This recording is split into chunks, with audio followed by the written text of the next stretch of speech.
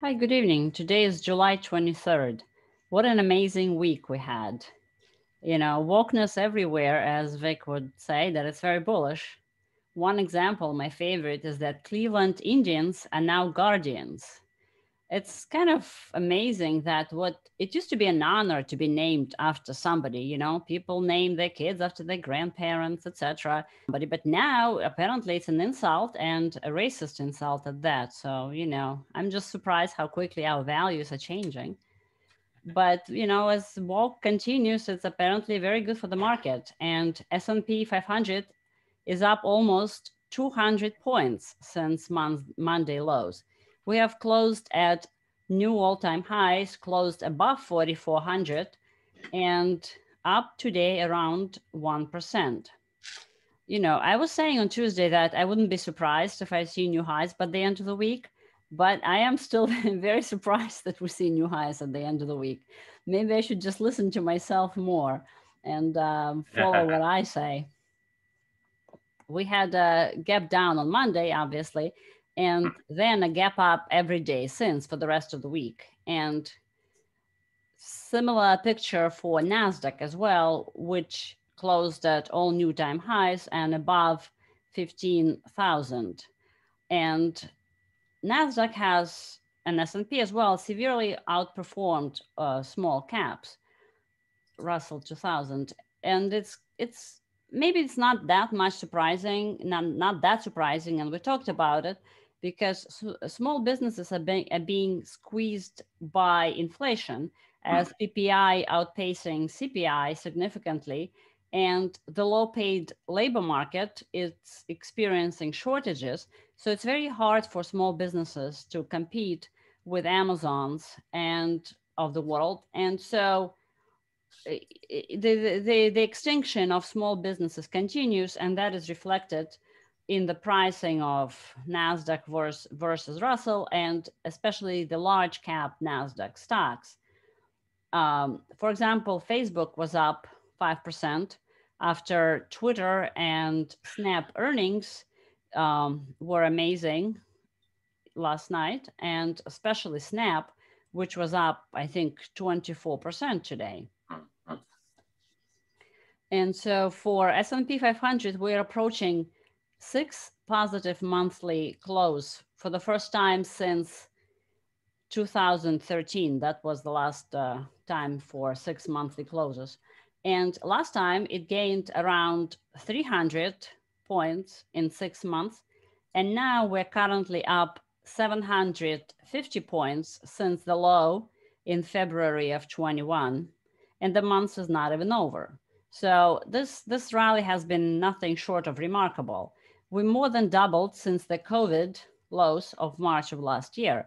So just to think about that, the valuations are doubled since the COVID has begun while we still are not fully reopened. So just, shows you that none of that really matters, the valuations or whatever else.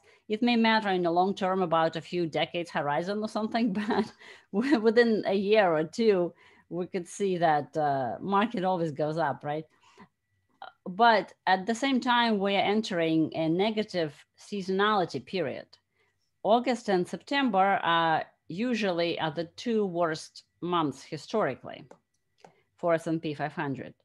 And again, we have a similar picture as we had last Friday, or last week rather, when S&P was at record highs midweek last week, and breadth was still very negative. And we have the same picture continuing now. We have again new all-time highs, and the percentage of stocks above 50-day moving average is again very low. And another breadth indicator is NYSI summation index. It's the breadth indicator that's based on net advances, which is basically advancing issues minus declining issues. It's also pretty low. And with S&P 500 at all-time highs, or even if you look at the S&P 500 at 52-week highs, this has never happened before in the last 20 years. So just to highlight how unusual this rally is. There were a few instances that were close for this particular indicator, and they all preceded, most of them preceded 8 or 20% correction. But now this indicator is even lower, the lowest level in the last 20 years for S&P 500 at the highs. And so RSI is another indicator that is approaching super rare, overheated, overbought territory. And the last few times that happened, we also had at least a small pullback. So there are lots of indicators that saying that we're overbought and very thin breadth. VIX is also not really making new lows as the market is making new highs. So there is a lot of anxiety in the market. And like I was saying before, the fear and greed indicator was at 25 yesterday, and it's at 32 today as we're at amazing new all-time highs. And so all of this is just highlights that not necessarily that we will sell off next week, but the risk is high. And on top of this, all of the, not all, but some of the indicators are coming in. For example, the service PMI was way below expectations. So the business outlook is also cooling off a little bit. And next week is going to be a very important week for the markets because we have FOMC week, as well as all of the big tech earnings are coming next week, which is Apple, Google, Facebook, Microsoft. Plus, perhaps there will be news on the infrastructure bill, Robinhood IPO. So lots of events. So will be very interesting to see what the market does. And the current vol trigger level is around 43.36. So I wouldn't be surprised if we pull back in the beginning of the week to 43.30, 43.50 level, based on the anxiety for all of the events coming up. But then it will all depend a lot on the earnings and FOMC. And another risk factor to mention is, of course, the virus, right? Even though the mRNA Moderna had a great week and up 8% today, the virus cases and the vaccine efficacy both going in the opposite directions. Even in Israel, the Pfizer vaccine was said to be effective only in 39%. 60% of hospitalized patients in COVID, in Israel, were vaccinated.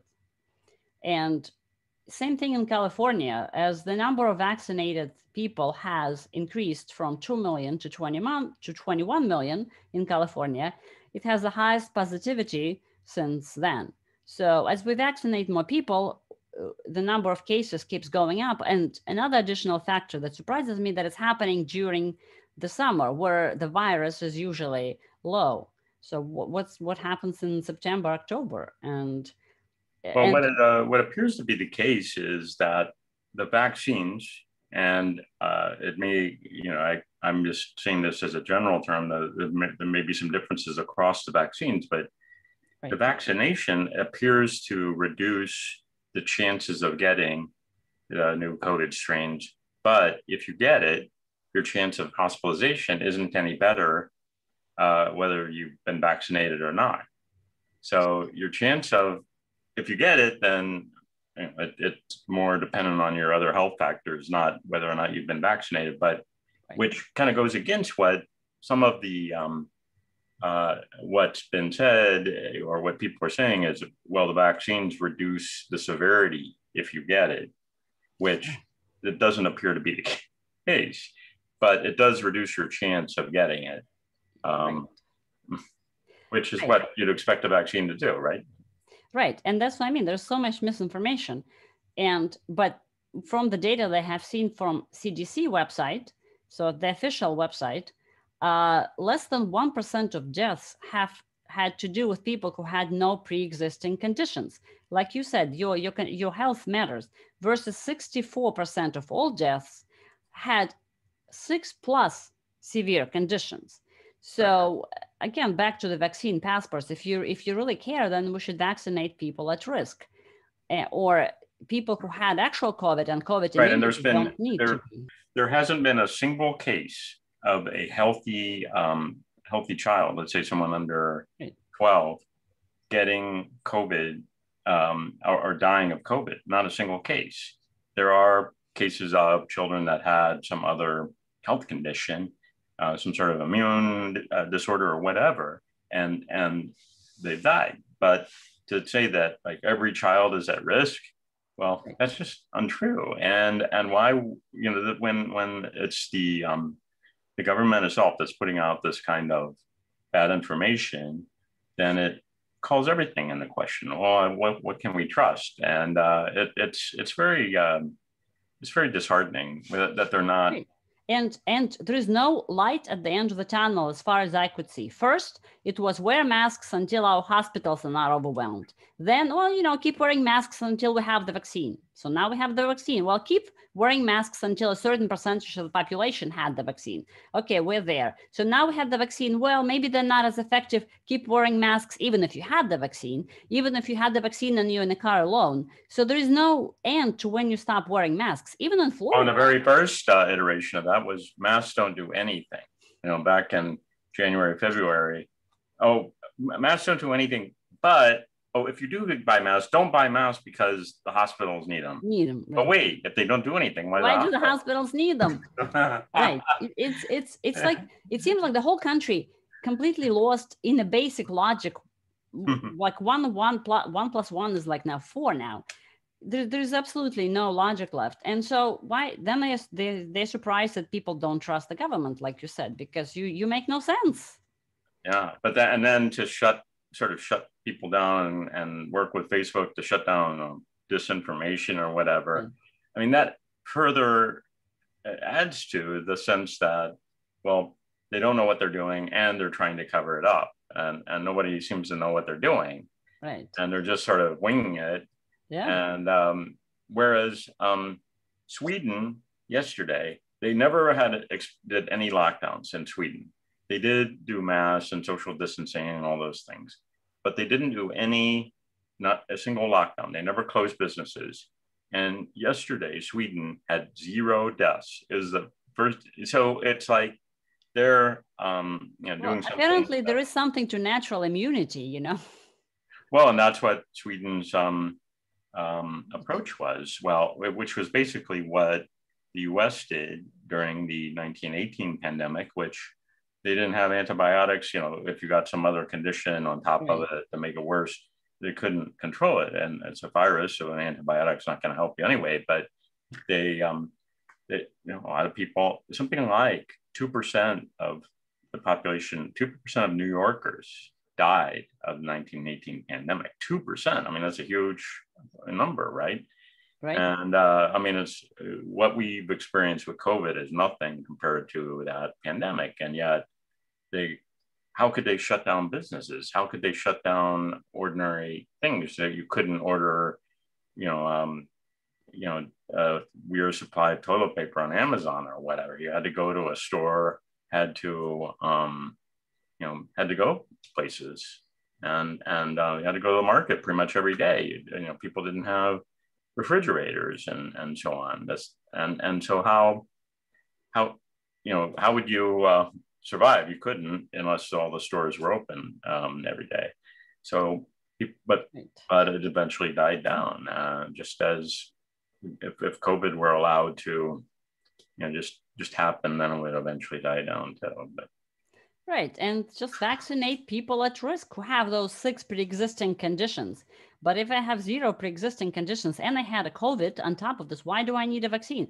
The COVID immunity from actually having COVID is way better than immunity from having vaccine. So again, like no logic. And the more issues are uncovered with the vaccine, the more people want you to get vaccinated. It's a reverse effect. And now even Republicans are calling for people to get vaccinated. And Sean Hannity, for example, from Fox News is now saying that, I trust in science, I believe in science, let's get vaccinated. So, but the point is that the fear in about COVID is on the rise again.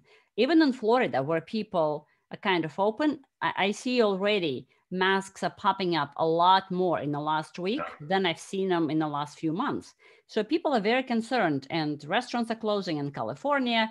It seems like an inevitable that we're going to have some shutdowns or partial lockdowns, at least in the liberal blue states. for the good of the people, of course. And Europe everywhere has mandated the vaccine passports, while they're still having riots about it as well. Right. So. Right, very controversially in places like France and so on. But I don't think it's necessarily Europe-wide, but it definitely is in some countries. Right. They're rolling that out. But it just adds to the uncertainty, I think, and yet what I found interesting, just some observations today that we were talking about copper being up really big, and it rallied pretty much all week, really strongly, and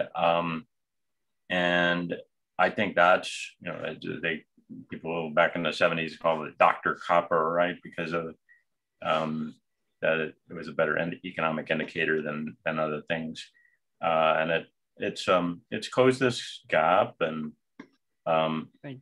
I'd say, you know, it's in not too far below its recent high, just about 30 cents below its recent high, 35 cents, even as a dollar is rallying, and so that's telling, I think. Right, and oil had a reversal week as well. Right. And so the inflation fears seem to be coming up very strongly again. German inflation could reach 5% this year. Russia raised interest rates to 6.5%, the highest move since 2014. And, you know, as inflation fears are becoming more prominent, this is affecting the inflation expectations in the future. So, because inflation is in a large part a psychological phenomenon, right? If people expect higher prices, they're much likely to stock up, and businesses are much likely to raise prices as opposed to waiting it out. And so it's an inflationary spiral, right? So it starts like transitory inflation. This is how it started, but because it's in the mind of all the people, it's no longer so transitory anymore. And even now, MSM is actively discussing inflation. White House talks about inflation. Of course, they're all denying it. They keep calling it transitory, but it doesn't matter. As long as you keep talking about it, it's in people's mind. It makes people worried. So now ordinary people are talking about inflation. And we already have inflation forecasts for next year rising rapidly. And this is becoming the self-fulfilling reflexivity spiral. A whole list of companies has announced price increases, and they expect them in the future, and they expect them to stick. For example, CEO of Jeep maker Stellantis said that semiconductors prices are rising, raw material prices are rising, and they're going to be passing it along. Another example, paint company PPG is raising their prices because of the inflation in raw material and logistics costs. Whirlpool CEO already said we have raised prices across the globe, and we feel we're in a very good position to mitigate the effects of raw materials. But if we need to, unfortunately, we'll keep raising prices as well. On top of this, the existing home sales median price has gone ballistic. So the June existing home median prices was up 23.4%. The chart speaks for itself. So all of this talk of transitory inflation that started like that seems to be turning into a more permanent inflation. And so next week is FOMC meeting, and I don't see how, given all of this, Powell could just say and do nothing. I think he's probably going to, and the Fed may roll back their do nothing stance a little bit. In some ways, though, my view is that although they may talk tough, they have a very little room to do anything. And the reason for that has to do with the enormous deficits that we're running. That it's now, the debt is now in excess of our GDP. That if we are, if let's say interest rates at the short end go up by just 1%, it would be a huge increase in the interest payments on the debt. That, and at the same time that all of the entitlements programs like Social Security and Medicare are running into, they're now about to run into their crunch. They can't do it. They have to talk tough and jawbone the markets into doing what they want, because they can't actually jack up interest rates. And they would completely deny what I'm saying, but they have to do that the same way they're denying. They're like, well, we're not experiencing inflation. We're just experiencing prices going up. What do you mean?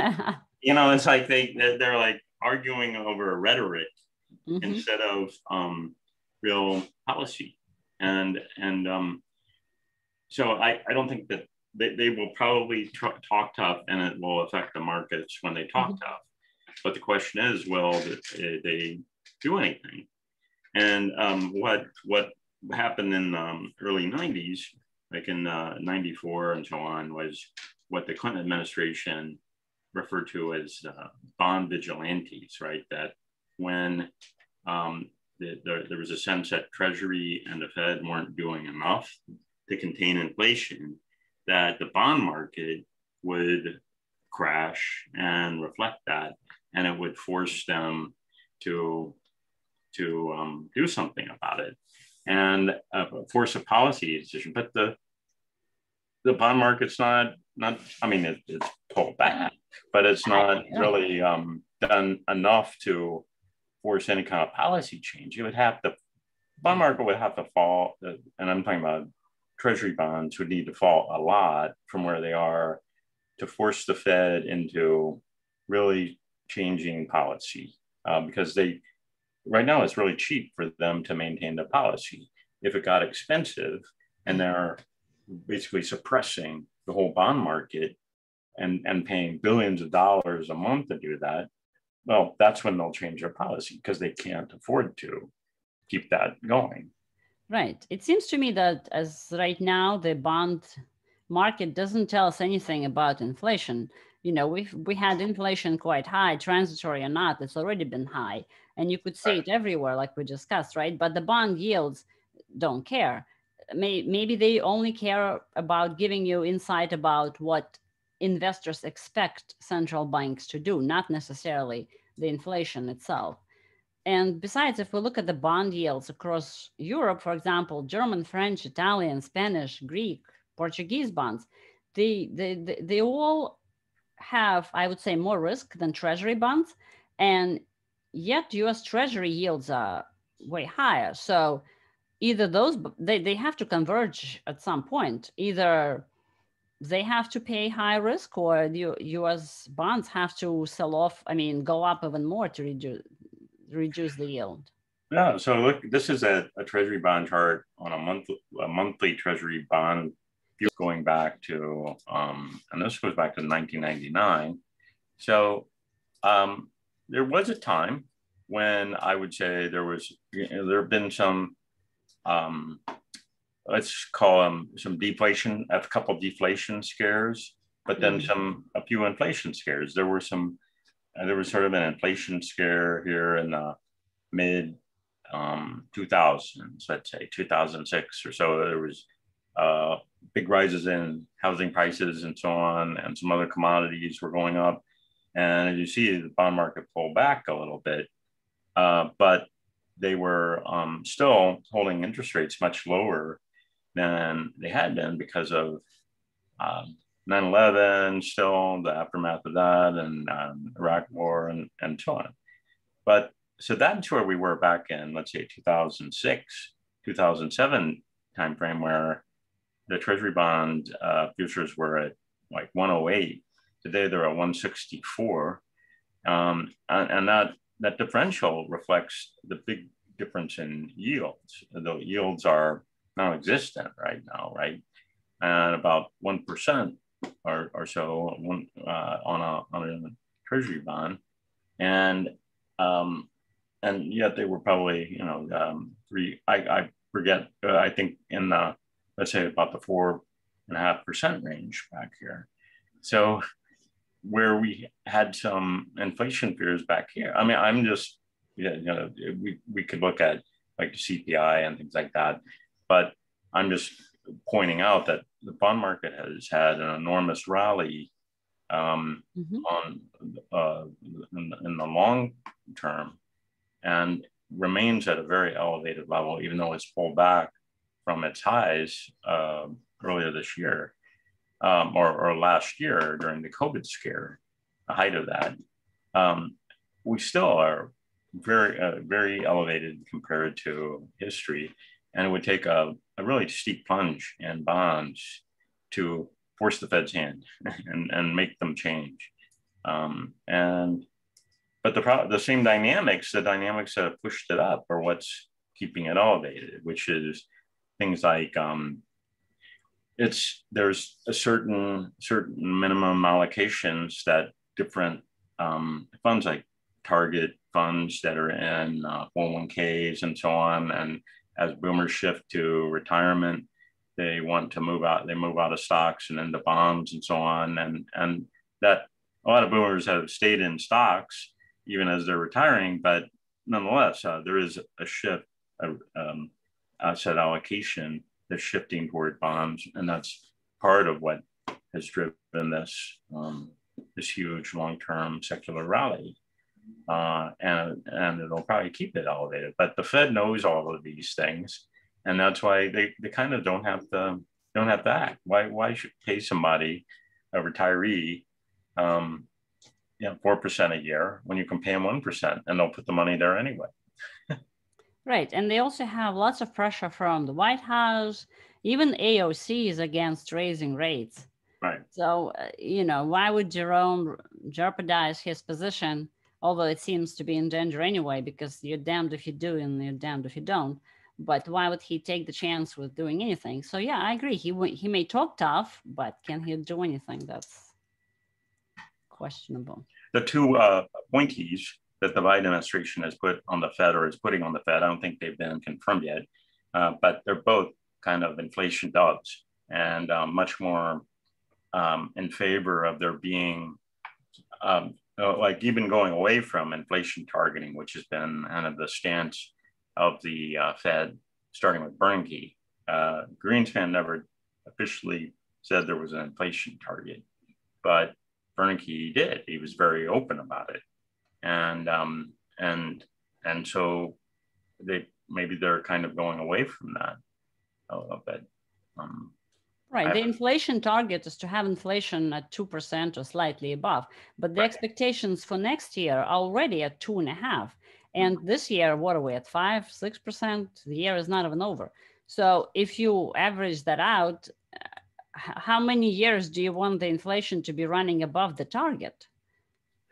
Yeah, and it's the inflation reporting is very, there's some people, like there's a short book that came out by Mark Mobius, who's very well known for being international fund manager for Templeton Global Management, and he's been around for a long time.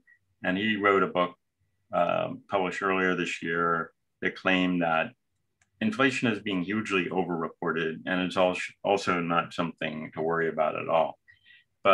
And he actually makes a case for this, that there are like technological innovation. These things have, they're actually a more deflationary force than we give credit for. On the other hand, look at the housing chart I just showed. Exactly. Housing is what, 1/3 of average person expense every month. So it doesn't matter if your TV goes in price down 80%, because you buy one TV on average every couple of years, even 1 year. But your housing every month. So right, and I would say also that the key beneficiaries of the type of deflation that's occurred because of technology, it's investors, and the stock market reflects these things, right? And yet the question is that I would ask is, well, so who's benefiting from this? And I'm not saying I benefited from it, you benefited from it, our listeners benefit from it, but there are a lot of people who don't invest in stocks much at all. They have a very little allocation to it. They might have a huge portion of their net worth in a house or something like that, or in personal effects, cars and things like that. And so when they need to replace these things, they get the bite of inflation, and they don't get the benefits that we see from the deflation that's happening because of technology, and kind of the good deflation that's happening because of technology that pushes the stock market up. They're not getting the benefit of that at all. They might have AOC claims that if we don't raise the rates, this is going to help the labor market to get more pay. So inflation in wages is beneficial to labor, but sure it is, but only if it's not offset by inflation in the goods that they're buying. Right. And I think, it's already being seen, if you have, just as housing prices have gone up quite a bit, the price of any contractor, as they've gone up, and it's a lot harder to get a read on that because it's not like really broken out by some of these categories in the labor statistics, but like electricians or plumbers and all these things, their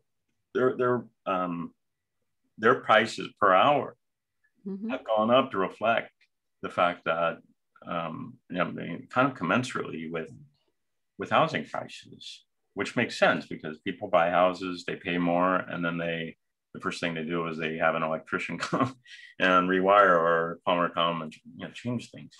And so there's a very high demand from a hot housing market, but there's a certain amount of demand that exists no matter what. People just need things repaired and so on. But those wages are already rising, but it's a question: will we see the lower end of the market rise? And that's where you really start to see the inflation. If it, like grocery store employees or whatever, then the grocery store has to raise their prices, and transportation, and then Uber or taxi or whatever. All these, that's hugely inflationary when because it's but then there's the technology effect there too. I mean, if a grocery store decides not to hire and put in 10 more self-scan checkout lines or whatever. I wish they did, actually. Yeah. I'm not opposed to check out myself and wait online 20 minutes. Right. No, exactly. And generally people move pretty quickly through those. And there's like one employee standing there for like 5 or 6 of these self-checkout things. And they might need to come and fix something now and then, but it's a lot less labor intensive than checkout lines. But so I think that's some of these, what I will do for next Tuesday is I'll bring some of these inflation statistics. I'm kind of talking a little bit anecdotally about some of these things, but I do have some data behind this, and I'll show some of these things. I think it's interesting to look at, because I do think that what we're seeing is this the start of a kind of inflationary period that might last several years. And I don't think there's a way to really, at this point, anything they can do about it. And I don't think they're really trying, unfortunately. Right. The inflation expectations, instead of being transitory, are transforming into being sticky. And that's really is the danger of longer term inflation. Right. So, and I think that some of that is even though we saw the dollar go up, we also did see crypto bounce a bit. Right.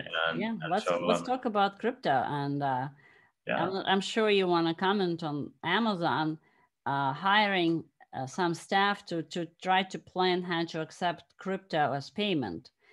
And if you look at their beginning stages, but still, if you look at their job postings, a huge percent of Amazon's open jobs, which they have at any one time, thousands of open jobs, a very high percent of them, at least a third, have some mention of cryptocurrency or blockchain experience. And so they're, I think they have very big plans for entering or somehow getting involved in this. And whether that means their own coin, their own stable coin, something, or they would offer services. There's a lot of ways that they could play. And there are some people that use Amazon Web Services for things like mining already.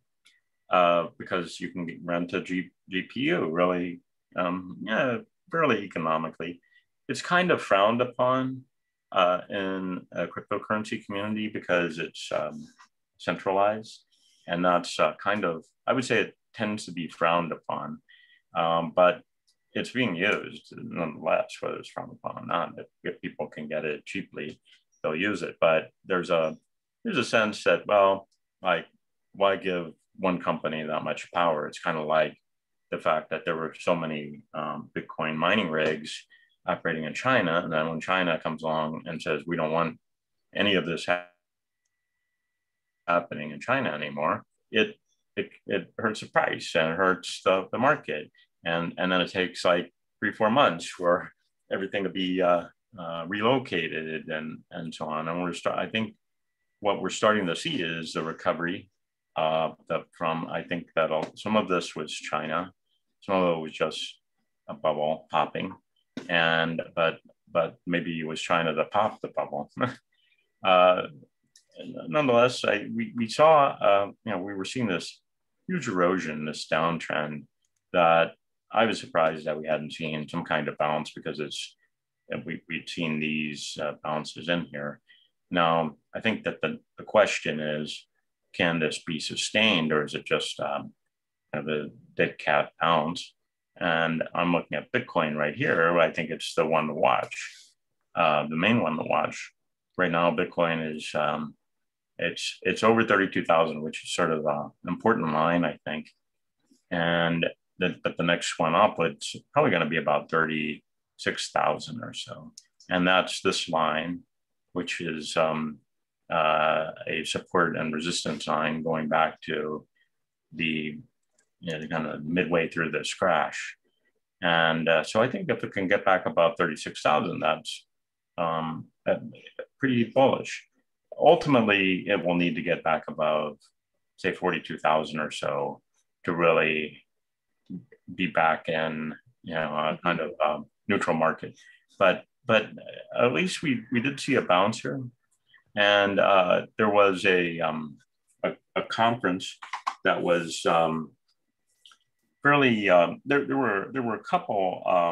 There was a conference called the B Word Conference that had, I think, a more formal name, but this was essentially for institutions that were interested in cryptocurrency investment.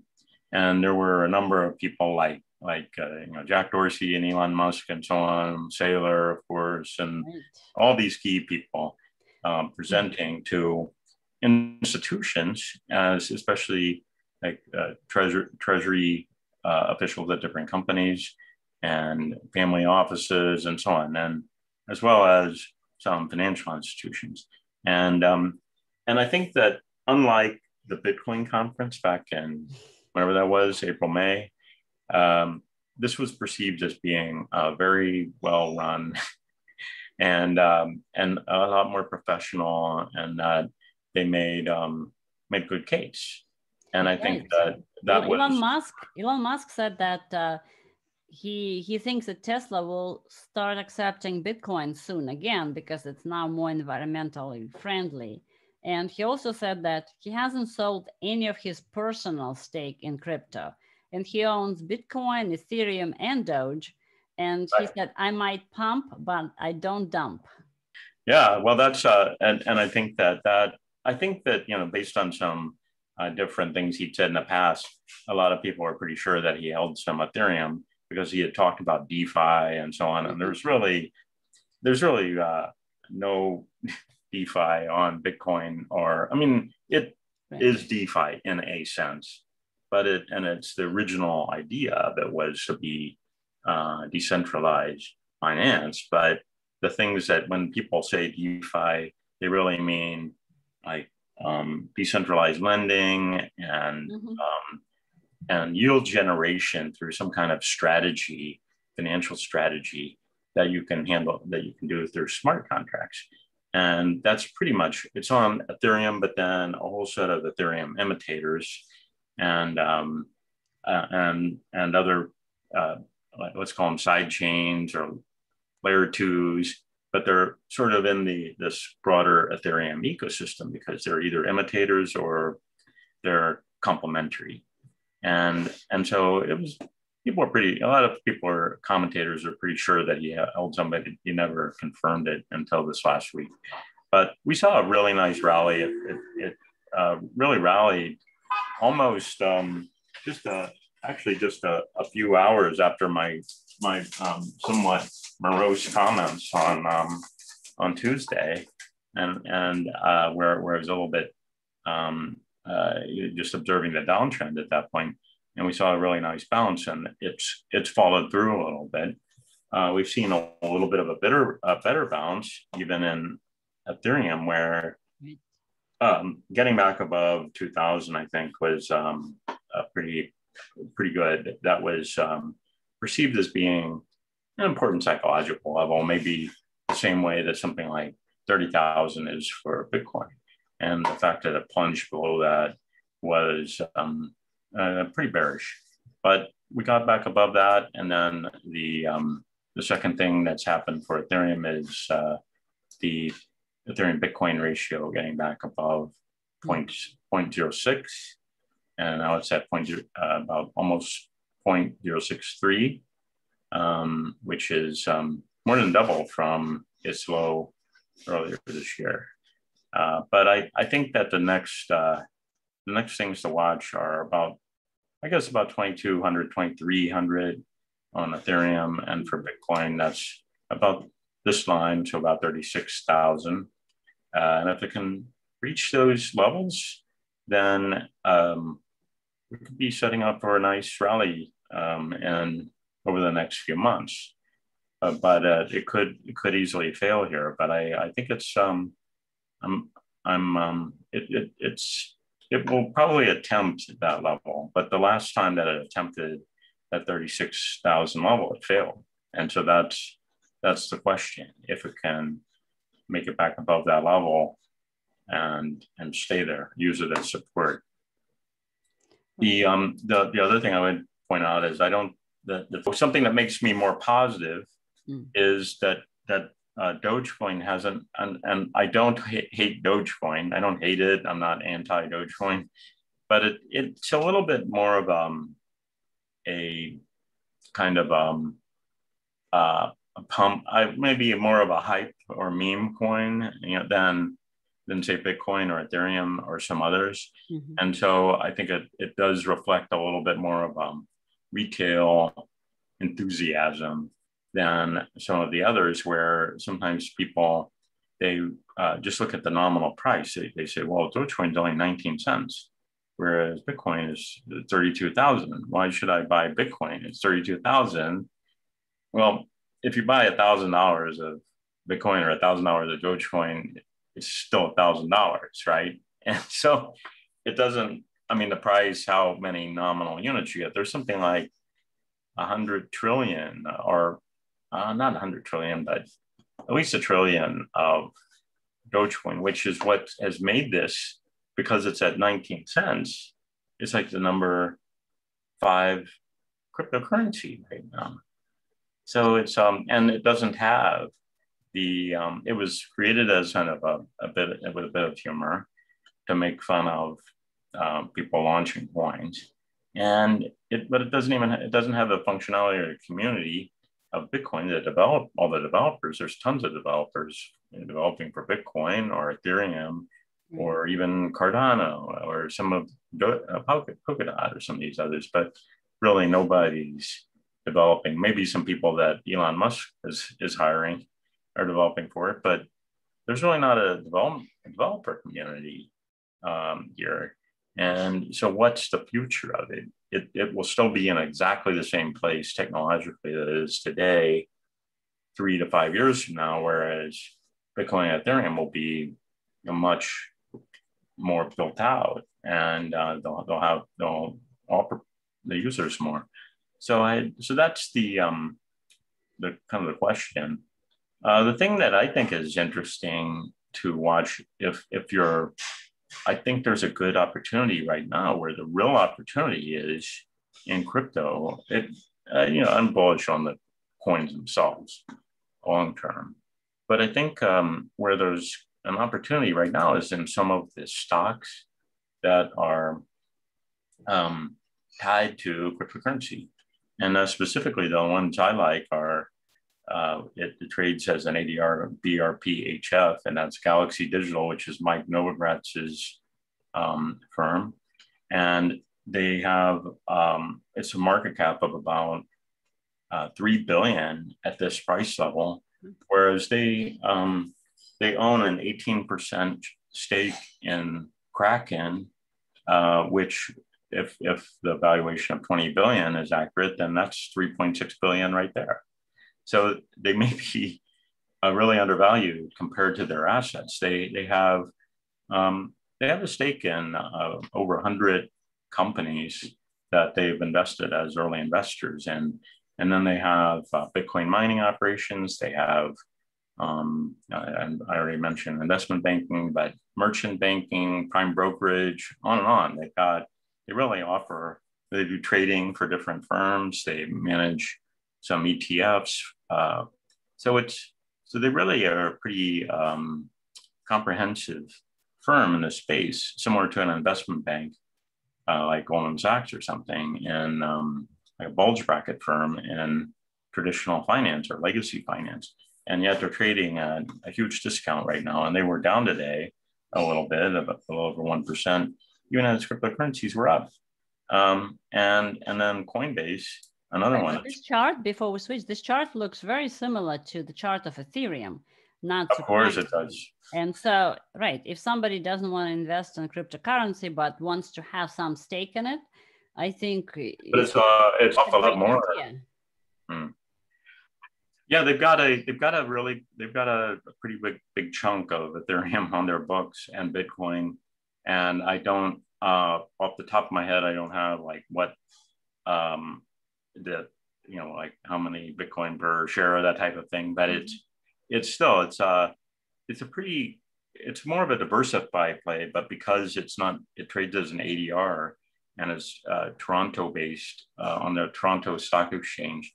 They will be going on the Nasdaq later this year. They anticipate something like it'll probably be like Q4, and I think it'll be a lot more liquid when it trades on Nasdaq rather than as an ADR. But I think this could be a really good performer long term, and it's undervalued. It was just a few weeks ago. It was trading when Ethereum was at 2,000. It was trading at 18, 19. And just because we've seen a lot of, because of the sell-off, that it didn't recover quite as nicely as everything else when the market sold off over the last week or so, or last week, it really hasn't recovered that much. And so I think it's been an opportunity. And then the same thing with Coinbase, trading near its lows. Even as we've started to see a bounce, it was down over the last 3 days, even as we saw rallies in the underlying cryptocurrencies themselves. And so here, we've seen just the opposite moves. And I think that in the end, I think that Galaxy Digital is less tied to trading volumes than Coinbase is. Coinbase is clearly tied to transaction volumes and trading, but Galaxy Digital is more tied to the long-term prospects of the space. And can something like a Kraken go public at a valuation of, let's say, 10 billion or 20 billion and have a successful IPO? Well, that all depends on the perceptions about crypto in general, let's say early next year. But if all of these things come true, then this could be a really undervalued play. But there's uncertainties, like any stock that's performing like this. It's for a reason. It's the uncertainty of the market itself. I think this could be interesting for a small position, and I think it could be a good long-term performer.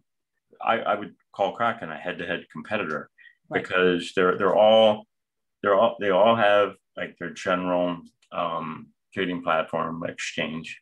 And then they all are doing staking. They're all doing custody, like for institutions that want to get involved in crypto. They're all, they're head-to-head competitors across the board. So I wouldn't, Kraken deserves to be smaller, but it is a pretty stiff competitor to Coinbase. It's up there with, I would say, Coinbase, Gemini, and Kraken are the three big US ones. Binance is definitely a competitor on a global level, but less so in the US because of the regulations. So I think that it's worth, Coinbase is worth watching. It's a powerhouse in this space, and they've been around. In my view, no company has done more than Coinbase to make cryptocurrency into something legitimate and make Bitcoin into something legitimate. They've done more than any other single entity in this space. Well, I think outside of Elon Musk, though, I think Elon Musk legitimized crypto a lot more than Coinbase. That probably Coinbase just facilitates, obviously, right? But as far as pump and dump, he's the king. Sad but true. I sad but true. I think that well, the thing I would point out though is that Coinbase has been the sort of the father of many a huge amount of successful VCs in this space. People like Clyde Wilson, Fred Ehrsam, Balaji Srinivasan. I could go on and on. There's others, but they all started at Coinbase. They were all at one point ever a trader or a portfolio manager or just a marketing strategy guy or a programmer. And they, at some point, in the early stages, Coinbase, and still does, they allowed you to get paid in Bitcoin instead of being paid in dollars or whatever. And so a lot of these guys, they got huge chunks of the stock for being there in 2012 or 13.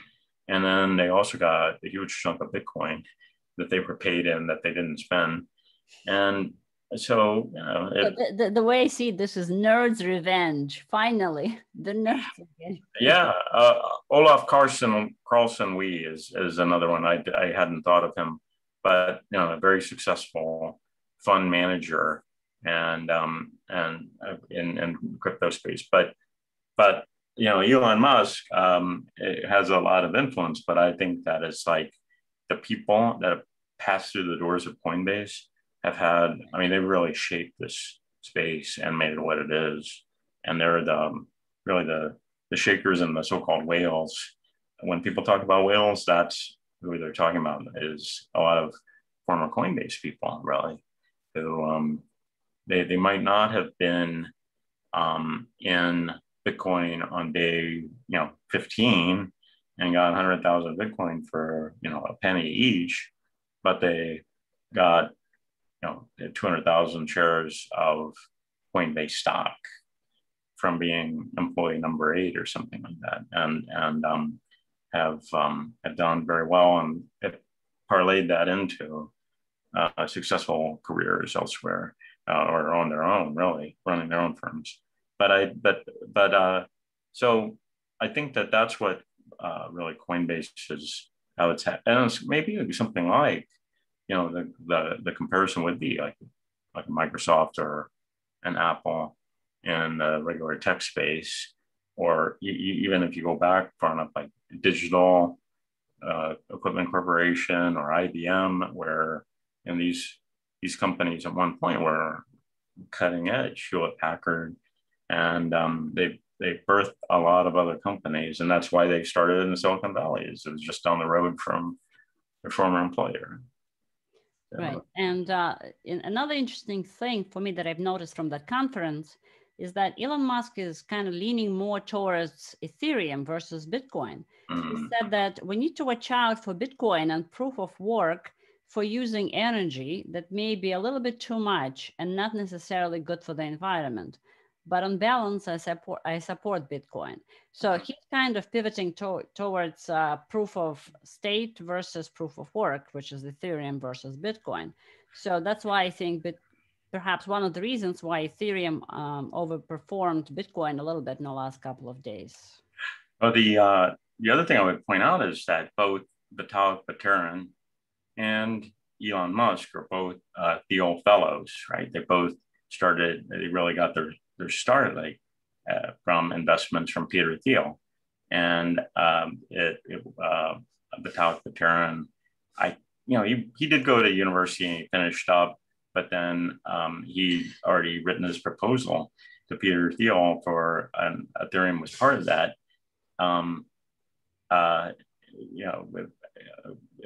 Back 2013 or so, and Peter Thiel was one of the first investors in Ethereum, and so I'd be surprised if Elon Musk wasn't one of the first investors too, and he's just being a bit coy about it.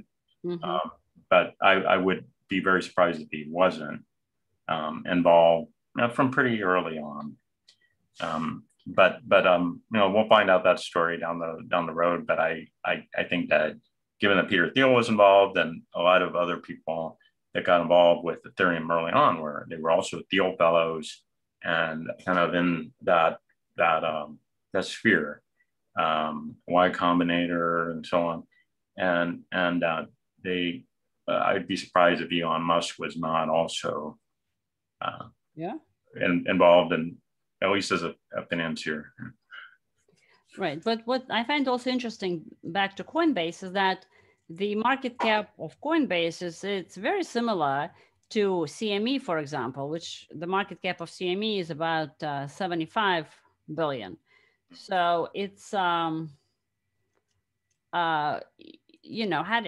Kraken is 20 billion. How do you compare the valuations, for example, of CME being so close to Coinbase? And I guess when it opened, what was it? It was a lot more than CME. So the CME is already well established. So much trading is going on versus this is. Well, if you look at too fast.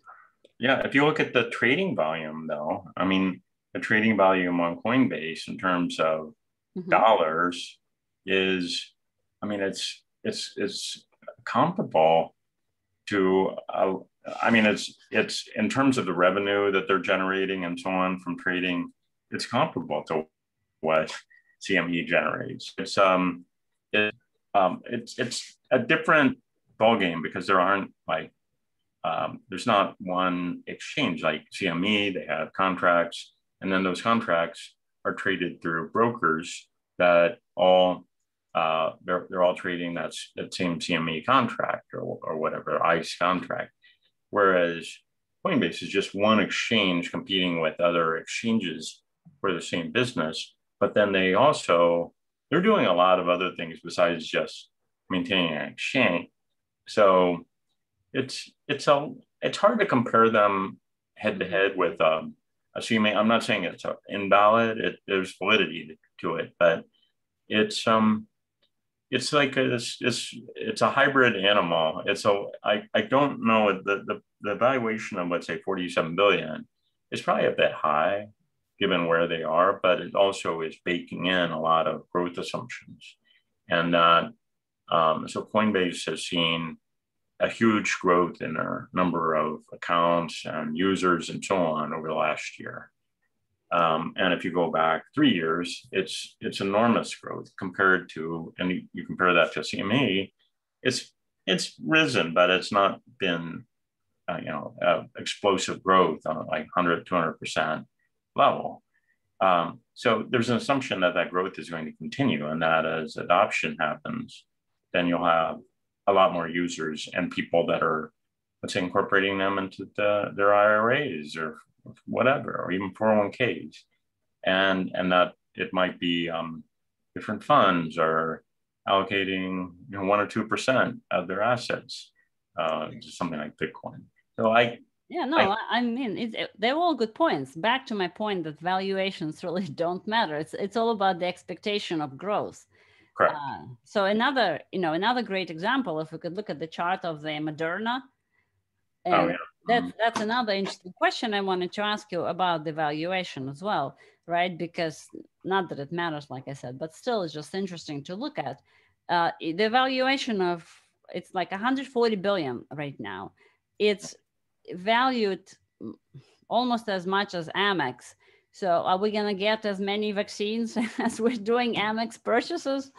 I mean, granted, it's a bit funny comparison, but still the PE is above 200, the valuations at 140 billion. The vaccines are working, but maybe not so well. And, how many vaccines are we going to get? Yeah, it's really hard at a valuation of, as you say, 140 billion. It's almost impossible that they're going to, if they were 20 billion, they'd be taken out. It would be a M&A candidate, right? But at 140 billion, who's going to take them out? And they're bigger than most pharma companies. So what buyer is going to take them out? This is not like, there's a lot of biotechs, when they rally like this, it's because there's some anticipation that they're going to get bought out, but that can't possibly be the case for Moderna. It's all trading on the vaccine hype, right?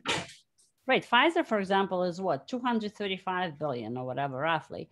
Yeah. So they're less than 100 billion of Pfizer. Is their revenue and pipeline even remotely close to Pfizer? Well, that's the thing. So like Pfizer has it's probably the most diversified company in the whole pharma industry, right? They're all over the world in 190 countries. They've got virtually every single major therapeutic area. They've got development going on there, and they did sell off their generics division last year. They spun it off, and so that was holding down the growth because that's a very slow growing business. But they spun that off into a totally different company, and so now it's just the growth products here. But as you say, yeah, it's a 233 billion valuation. And yet it's trading at less than double the valuation of Moderna, which right now only has that one product. Pfizer has hundreds of products that they sell. Well, not, let's say probably about 25 products that they currently have on the market because they spun off the generic division. But Moderna's revenue was less than 1 billion in the last year. Revenue. Right. So they're trading 170 times revenue. Yeah, it's pretty amazing what to see that compared to where Pfizer's trading, which is the most diversified in the whole pharma industry. Pfizer revenue is 42 billion. So the revenue is 50 times more, while the valuation is less than twice as much. So, right. Short Moderna, long Pfizer, fair trade. Yeah, it's I don't see how Moderna can at the same time, similar to something like AMC or GameStop or Tesla, you're asking to have your head handed to you if you short these just on the basis of valuation, right? And so there's really not, I don't think that there is a trade to go short. I don't think it's a good trade to go short Moderna right now, but I don't think it's a compelling value here either. Or you look at an AMC, finally these are, looks like it's kind of acting broken, right? And but then again, it could have some, other squeeze happen down the line.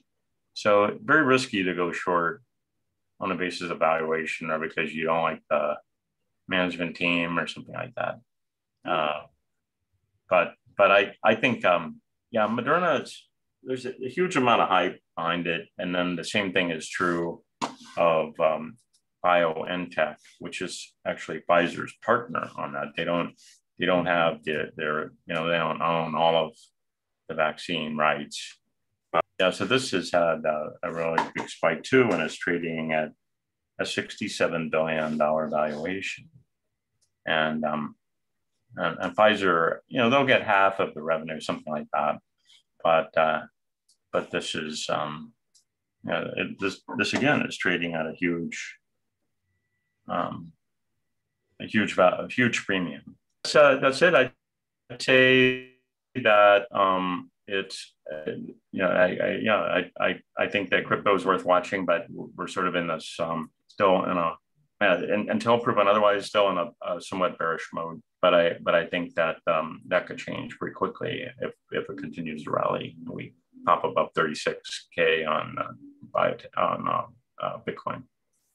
Yep, next week will be fun with all of the events, earnings, and FOMC. And I'll bring some inflation data as well that comes from some different sources that might be good to look at on Tuesday. So thank you. Yep. Thank you very much. Have a good night. You too.